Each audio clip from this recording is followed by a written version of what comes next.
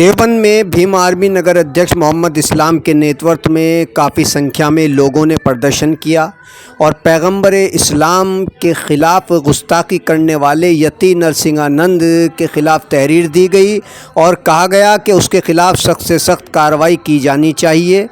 इस दौरान मुस्लिम समाज के लोगों ने कहा कि यति नरसिंहानंद इससे पहले भी कई बार इस तरह की घटिया हरकतें कर चुका है, उसके ख़िलाफ़ कानूनी शिकंजा कसा जाना चाहिए, उस पर कार्रवाई की जानी चाहिए। देवबंद से मानव जगत लाइव के लिए सर सिद्दीकी की रिपोर्ट।